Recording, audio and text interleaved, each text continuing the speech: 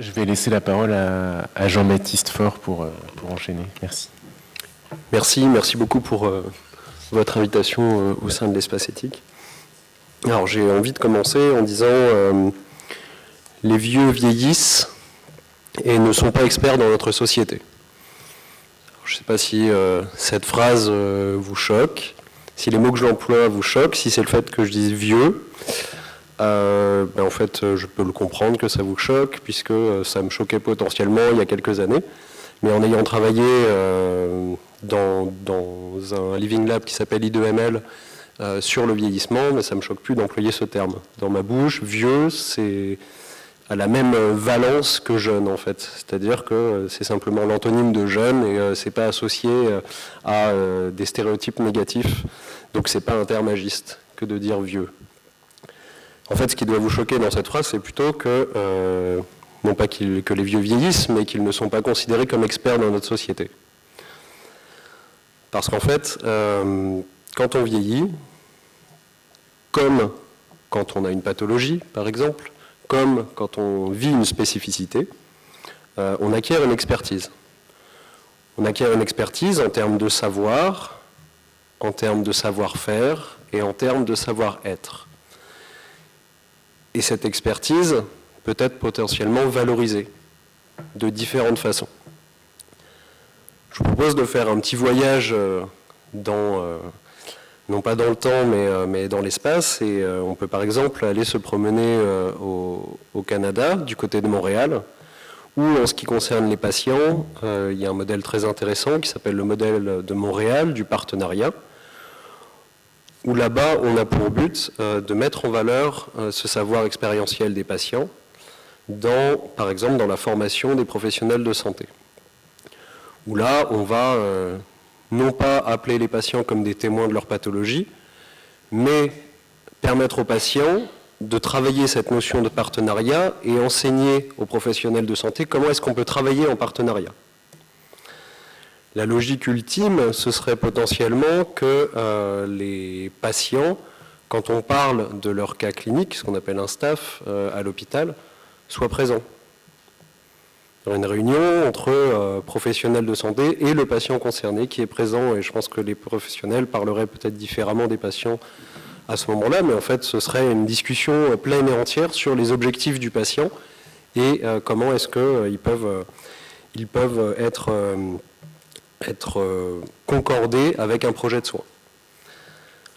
On pourrait imaginer qu'au sein d'un EHPAD, finalement, quand on travaille sur le projet professionnel, on ne va pas uniquement, le psychologue ou autre, va voir le patient dans sa chambre et discute avec lui, puis fait une réunion entre professionnels, mais que le patient, en fait, la personne qui est en EHPAD, soit présente lors de cette réunion entre professionnels. De la même manière, on parlerait sûrement aussi différemment du patient et on intégrerait peut-être d'une façon différente le projet de vie au sein de l'EHPAD du résident. On peut faire un autre voyage, on peut revenir à Toulouse, en France, et à Toulouse où je suis en ce moment. Et à Toulouse, par exemple, on travaille notamment sur la façon dont des patients peuvent, je suis désolé, hein, j'utilise le prisme du patient pour vous expliquer comment est-ce qu'on peut faire participer les personnes. Comment est-ce que les patients peuvent à la fois participer à la création de programmes d'éducation thérapeutique du patient, appelés ETP aussi, avec des professionnels de santé et les co-animer avec eux. Comment est-ce qu'on peut utiliser les savoirs qu'on dit expérientiels, de personnes qui vivent avec une particularité et qu'ils peuvent utiliser au bénéfice d'autres patients ou d'autres personnes. On peut se balader du côté de Lille, dans une équipe qui s'appelle ADEPAS, équipe de recherche, et qui fait travailler des personnes qui ont des troubles cognitifs, qu'ils soient légers ou importants, donc des personnes avec un handicap mental, de façon à ce que la cité, au sens ancien du terme, dans laquelle ils vivent, soit adaptée à leurs besoins.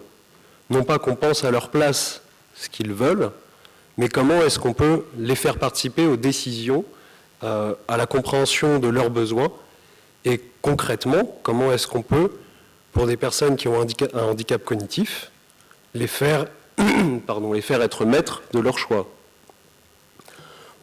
On va retourner à Toulouse, où il y a également, alors là par contre, je vous ai fait faire un voyage plutôt du côté des patients, des résidents potentiellement en EHPAD, bien que là pour le coup la participation dans le staff médical en projet personnalisé n'existe pas à l'heure actuelle encore, participation du résident.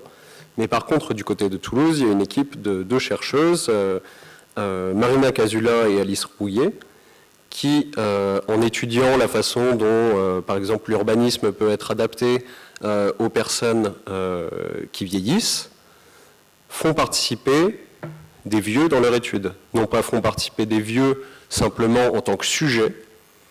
Il y a des sujets qui ont un âge avancé dans l'étude, mais il y a également des personnes qui apprennent la méthodologie de ces sociologues pour aller mener des entretiens avec les personnes du quartier. C'est-à-dire que là, on confère, on donne, on forme des vieux pour qu'ils puissent être actifs dans la recherche. Ce sont des personnes ressources. Et donc finalement, on utilise leur savoir, d'une part, puisqu'ils vont potentiellement participer au développement du protocole expérimental, et en plus, on utilise leur savoir-être, puisque échanger avec une personne lors d'un entretien qui a le même statut que vous ne va pas forcément amener aux mêmes réponses qu'échanger avec une personne qui n'a pas le même statut social que vous, un chercheur. On peut faire un petit voyage aussi du côté de différents living labs dont on a parlé tout à l'heure, des laboratoires d'usage. Ce n'est pas exactement la définition du living lab, mais ce n'est pas grave. Ces laboratoires d'usage font participer les personnes en menant des entretiens semi-directifs, les font participer via des ateliers de créativité pour le développement d'innovations qui seront plus adaptées aux besoins et qui auraient été co-développées jusqu'à une certaine mesure. En fait, pourquoi est-ce que c'est intéressant de faire participer les personnes ? Il y a cette expertise dont je parlais qui est présente. On reconnaît ce rôle, on reconnaît le rôle des personnes. On peut se poser la question de comment on le reconnaît. Dans la recherche qui s'est passée à Toulouse, qui a été menée par des sociologues, potentiellement on pourrait imaginer que les personnes qui ont participé activement à la recherche, qui étaient co-chercheurs, soient dans les auteurs du papier. Ce qui paraîtrait tout à fait logique en tant qu'intervenant indispensable au fait que le papier soit publié. Peut-être que dans les living labs, on peut imaginer que les personnes, si elles le souhaitent, puissent être rémunérées quand elles participent à des tests d'usage. Parce qu'à terme, elles permettent à un produit, oui, d'accord, d'être adapté à leurs besoins, mais elles permettent aussi à une entreprise, potentiellement, qui va le développer, de gagner de l'argent. Encore à l'heure actuelle, dans les living labs, c'est rare que les personnes soient rémunérées pour faire ça. C'est une forme de valorisation. Elles peuvent le refuser, mais ça peut leur être proposé. Il y aura d'autres façons également qu'on peut imaginer pour valoriser cet apport.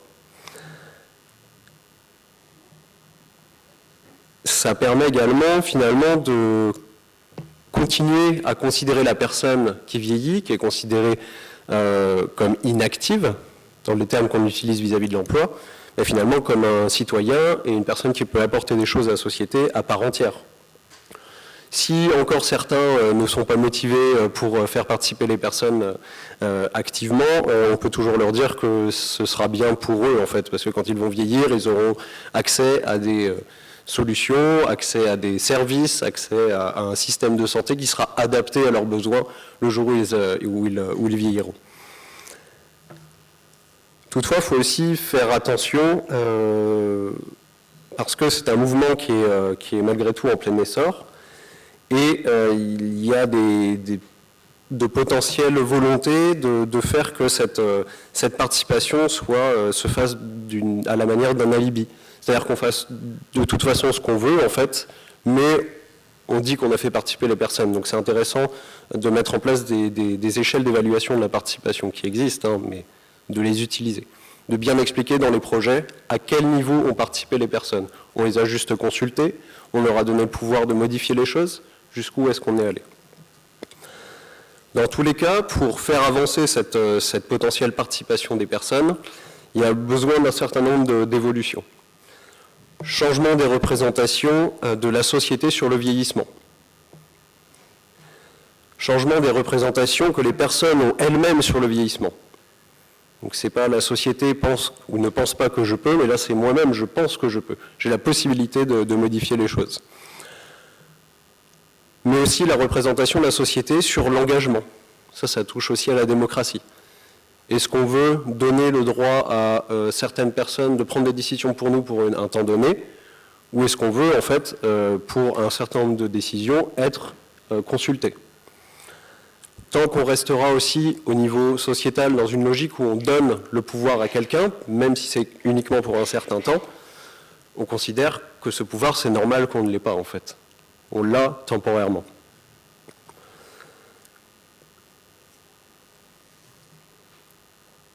Dans les besoins qui sont présents pour que les choses évoluent vers une participation plus importante, il y a également l'acceptation par ceux qui détiennent le pouvoir. Alors quand on est dans le système de santé, ce sont potentiellement les soignants, en fait, de partager leur pouvoir. Parce que si on donne la possibilité à quelqu'un de choisir pleinement ce qu'il souhaite dans son projet de soins, par exemple, ça veut dire que je me retire du pouvoir de dire c'est ça qu'il faut et c'est comme ça que ça doit être fait. Et ça, c'est pas simple. Perdre du pouvoir, concrètement, ça veut dire perdre du pouvoir symbolique aussi dans la société. Et ça veut dire perdre peut-être du pouvoir social. Et enfin, et je terminerai par là, il y a il peut y avoir une volonté aussi d'aller trop loin, en fait, avec une incitation, une injonction à la participation. Ce que ça veut dire, c'est d'une part qu'il faut donner les moyens, pas seulement le